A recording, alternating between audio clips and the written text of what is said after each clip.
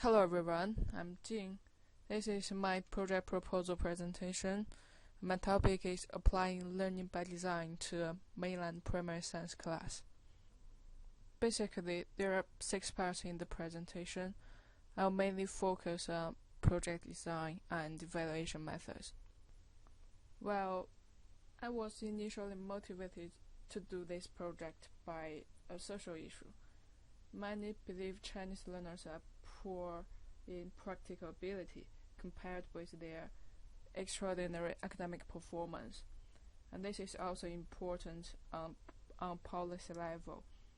Under the educational reform context in China, many current policies highlight the development of learners' practical ability. So, looking into this area is quite necessary. I think there are several possible reasons leading to the problem. From teaching perspective, due to the exam-oriented educational system, there is a separation between disciplinary knowledge and the students' real-life practices.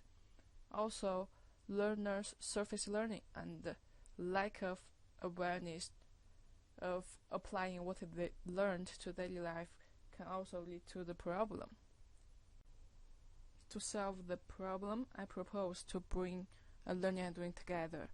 A feasible way is learning by design. Here's its definition. Basically, it's an approach to project-based inquiry in science learning, and it also mentions its roots in case-based reasoning and problem-based learning. Here are the goals of the project.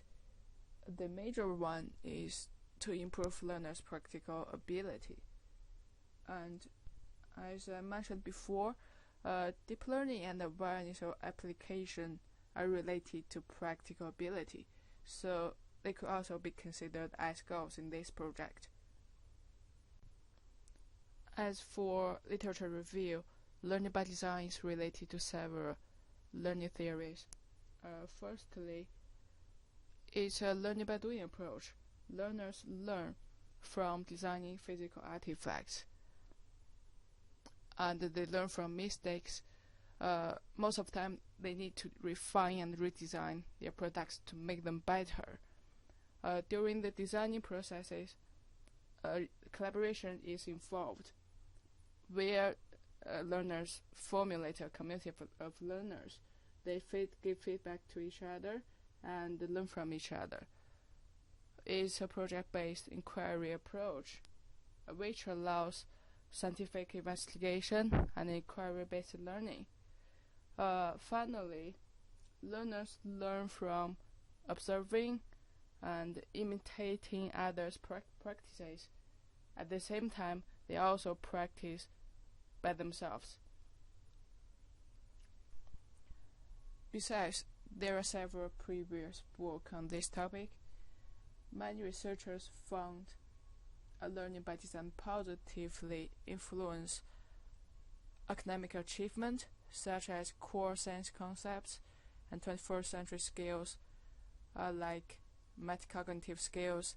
As for motivation, they found it re-engages girls in science. As my target group is primary students, I also searched into age to find out whether young kids are capable of designing or not. And from the literature, many case studies indicate that it could be also applied to primary kids or even kindergarten kids. Here comes my research design. Here's a star because I changed my research set recently. I planned to conduct it in a public school in China, but when I visited 2 public schools, I found it was really hard to change the physical environment in public school, which is not convenient for collaboration. So I found an international school in Beijing. Most of students are Chinese learners. More importantly, they have experiences of collaborative learning. Around 40 students will be involved, and it will take 3 to 5 lessons. Although the concrete procedure of the project is still under discussion, these key activities should be involved in the project, which come from my previous studies and based on learning sciences theories, such as prior knowledge, scaffolding, and so on. At the beginning, learners will do a brainstorming activity to generate ideas of the design, and the teacher will write down student ideas on a whiteboard, which is quite similar to what we do in problem-based learning.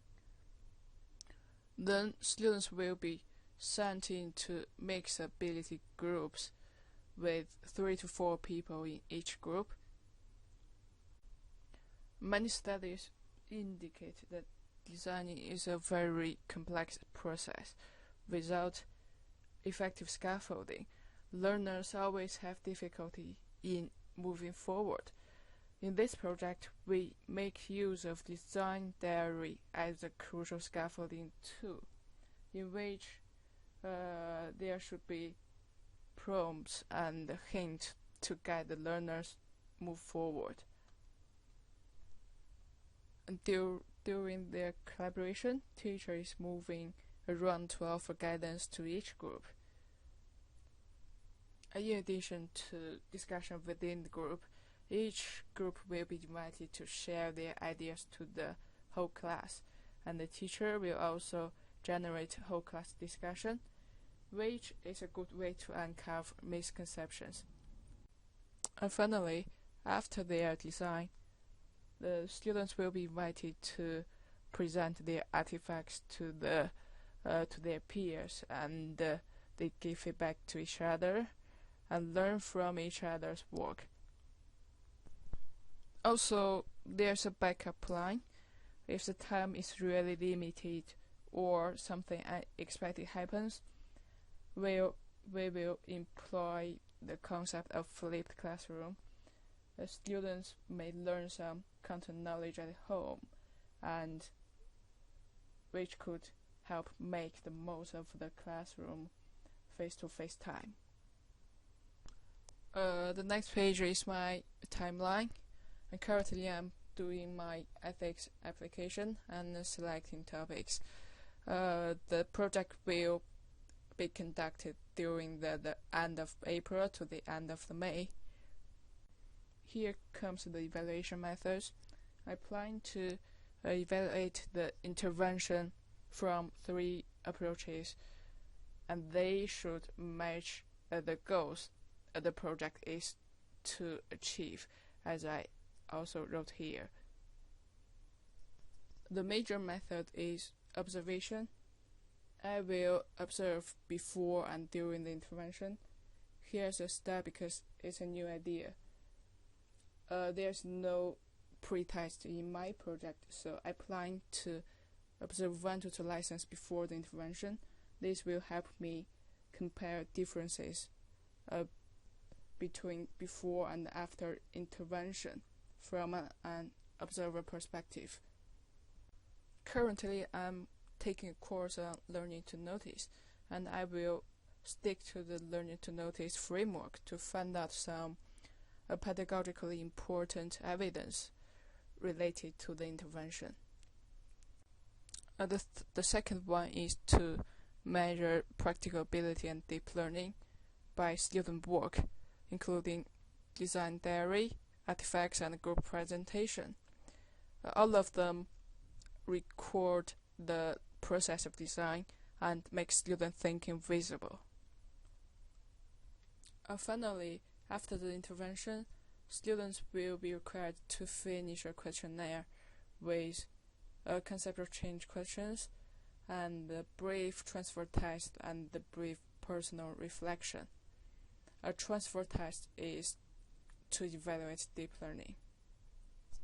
The last part is the limitations of the project, which is a limited adaptation to Chinese context, as there's not enough previous studies in learning by design in Asian context, so the project design is mainly based on Western cases, which may not appropriate enough for Chinese learners.